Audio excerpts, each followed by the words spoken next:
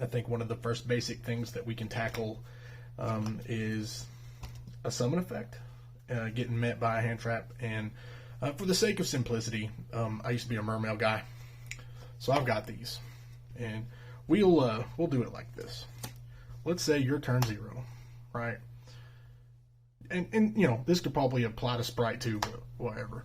Let's say for turn 0, you go Deep Sea Diva and activate her. This will be Chain Link 1. And your opponent meets it with really any of the previous ones except for probably Droll. But let's just say for the sake of longevity, we'll do it this way. This would be Chain Link 2. Now, if you don't have anything else, this will be Chain Link 2, and this will resolve first, and then this. So Chain Link 2, Chain Link 1. And to make this make sense, most people understand elevators, right? Usually with an elevator, the first person in kind of goes and stands towards the back or the corner, the back corner or something, and they're typically the last person out.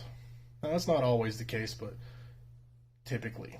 So, Diva was the first one in the elevator, and then Imperm came in. Now, usually if it's that small of a crowd, both people can kind of leave at the same time, or one can get ahead of the other, whatever. But again, for the sake of the example, this will leave the elevator first. So this will get to its floor before anything else, and then Diva will come out last. Now, in this scenario, you're not getting off on the floor. You're wanting to resolve as much of the effect as possible now, because it's successful. Diva will be negated, so this has done what it needed to do. So it's off its floor, and then this would have gotten off of it at its floor, but it got stuck. It didn't get to get out. You know what I'm saying? So that's how a basic Chain Link works. Chain Link 1, Chain Link 2. That's how that works. Now, if you want to get a little bit more technical with it, we can use that same scenario again. You go Diva. You activate. Now, instead of having an Imperm or a Veiler or an Ash here, your opponent has Shifter. Your opponent activates Shifter, and now what they're trying to do here is they're going to let you board the Prince or whatever Sprite card or whatever level 2 that you're trying to get out to do your Sprite stuff, to keep that a little modern. What this is going to do is prevent Prince from doing his thing. Like it normally would dump an Atlantean for cost and then add an Atlantean, and then on a separate chain the Atlantean that it sent would trigger. But because this is activated, that's not going to happen. So you've wasted your Diva, and your Prince isn't going to do anything. So here you go into IP, SP, whatever, try to salvage a little bit. However, you kind of suspected some kind of banishment because your graveyard is kind of your second hand in this deck. So you have the Lancia. So your opponent goes Shifter.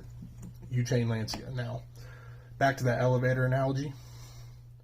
1, 2, 3. Choose the first one in, and then this one, and then this one. So this will resolve, and what it will do is keep cards from being banished. So this will resolve, and then because this effect resolved before this one will resolve as much as it can, but it ultimately doesn't do anything. Some degenerates would call it Vizzling, but we're better than that here. It's resolved with that effect. And now, since Lancia resolved and effectively turned off the Shifter, Prince can do its thing. Right? You can send the Dragoons and then add whatever it is and go on, so on and so forth. Something else that's usually pretty typical is most players are maining this in pairs or maybe 3. People generally will activate that to try to search another one. And if it's met with an Ash Blossom, which isn't, it should not be common because of the way that it interacts. It's usually, like, people just usually let it go, but for the sake of another example, if they Ash this, it's going to negate the search, but when Ash resolves, this will start a new chain link because it's a trigger effect. Now, if you don't know what that is, I urge you to look it up. It's when an action happens and it causes another reaction. She did negate the search, but now, because you have something on the board, or your opponent may have something on the board, it gets to activate to banish something. So you're resolving one and starting another, and it all happened off of a pivotal interaction. It's pretty common. Get to something a little bit harder. Let's say that you are on a pendulum strat, right? And your opponent knows this, so they're going to board into that fragrance, and you think a little bit ahead about this, right? So for the sake of this, we're going to use Magic Specters because it's new, and well, it's not new. It got new cards, and that's a modern example. So or rather a current example. So let's do that. You're aware that your opponent went first, and despite what they may or may not have otherwise, they have the fragrance because they know you're on a pendulum strat and they don't want you to be able to pin. So you draw for turn, and then you activate your low scale. In this case, it's the Porcupine. It's a scale 2. And they see that. Now, the way pendulum monsters work in the back row is they function as continuous spells. So they have to be activated and resolve just like anything else. Your opponent knows this. So on activation, you are waiting, you're passing priority and waiting to see if they have anything. And they do. So they flip the fragrance, and they're trying to make you waste a card because you can't set your other scale if this resolves, right?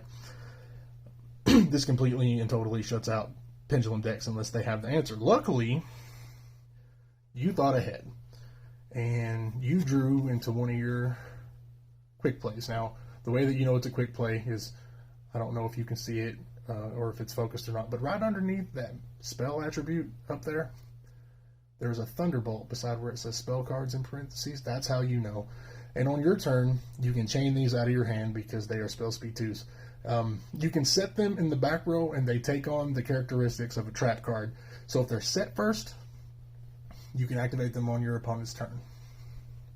But anyway, you go scale, they go fragrance, and because you know that you'll probably lose to this, or at least be way behind as a result, you chain this out of your hand. And what this does is it banishes a spell or trap card on the field. Now, because this is a continuous trap, just like the pendulum, it has to resolve in order for it to do anything. What a lot of people don't know is this has to resolve in order for you to be able to stop spells. But there's an activation window, right? And then they have to pass priority to you, and that's where this comes in. And then we pay the cost, which this is to spend 1,000 life points, and then we go back to the elevator. First in, last out. Last in, first out. Right? So this is last. You eat 1,000. This gets banished. It resolves without effect, not fizzle. We're not degenerates here. And then your scale successfully resolves. Now you have a scale 2, and you're allowed to keep scaling, so you scale 5. And then for those of you who don't know, the scales matter. What they let you do is special summon from your hand or extra deck. It's called a pendulum summon, and how that works is you check the numbers on the scales, and in this case we have a 2 and a 5. So what that means is you can pendulum summon any monster with any levels between that. So between 2 and 5 is 3 and 4, right? And what I'd like to note is if you don't have a link monster, you can only pendulum summon 1 to the extra monster zone. But if you have a link monster that points, you can pendulum summon to that too for as many arrows as you have open. So that's a cool one. And then I have 2 more examples. Let's say that you went first.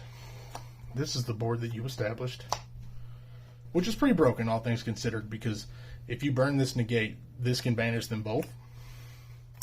And then when they come back, he's reset. So you get another negate. But anyway, let's say you went first, and I don't know if you can see that, but you have a set Cyclone because you anticipate Floodgates or the Fire King Sanctuary thing or Fire King Island, something to that effect. Your opponent draws. There's nothing in standby or main, and your opponent hits you with Dark Ruler. Now, what Dark Ruler does is it specifies that only monsters are not allowed to respond to it. Now, what we learned back in the day from a card like Night Beam or something like, I believe, Fire Fist Gaioku, you can't respond with the card that it that it targets. Now this is kind of similar, because with those scenarios you can't respond with the back rows that they target, but in this case you can't respond with the monsters that you have face up. Well, the way that we mitigate that is we chain a back row. Now these can't respond to this, but she can respond to, either of them can respond to this, but I don't know why you'd want to negate your own card. Anyway, you respond, and you can definitely target this, but if they got anything else that's important, whatever. And what you want to do is protect your SP and your Barone. So you chain this, target whatever. In this case, we're going to target this. And then you pass priority, and if they do something that don't bother your monsters or they pass priority, you're going to chain your Little Knight. Little Knight's going to target itself. It's going to target Barone. Now, you'll have other cards established, most likely, because Yu-Gi-Oh! Is fucking stupid, and we love it. But you have these protected now. And the whole point in that example is to show you that while you may not be able to respond with monsters to something like this, you can respond with this. And it works the other way, like with Night Beam. If they Night Beam you and they target your set, it's the same thing, except it's the other way. You can say this is Night Beam. They target this. You can chain Little Knight and target it. Whatever. And then you can chain it. So you pick off something else. That's a pretty cool way to play around some stuff, I think. And then for the final example, this is very outdated, but the concept is great. Let's say that you have Genex Undine, Undine as the French would call it. What this does is it dumps for cost.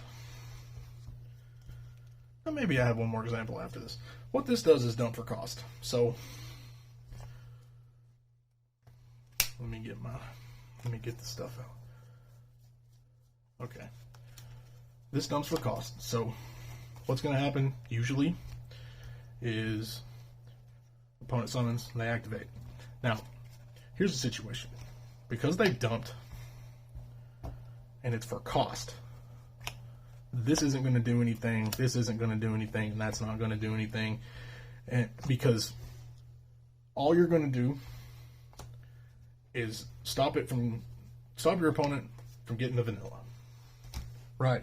Because it dumped for cost. And what you really want out of this is to resolve the Dragoons. You really want to get this thing off. Who gives a shit about the vanilla? All doing this does to it is make the other two in the deck live. As long as they got access to this, they can dump with this. So you want to go ahead and let them at it. Okay? So you dump that and they do Dragoons things, and for the sake of the example, we're going to search this Sea Serpent. Now, right here is pretty fucking optimal, and I'll tell you why. Because they just resolved 2 searches, one of which is a dead vanilla, so they've really only plussed 1. Now you draw them. What this is played in commonly is Mermail, or whatever.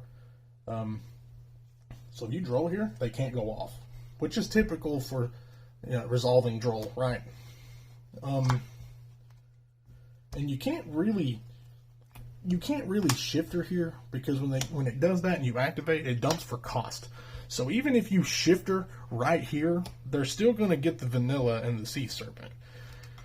So sorry about that. So I mean, right here you would wait for draw unless you want a shotgun shifter in the standby phase, which I feel like is pretty common, especially in like flu decks.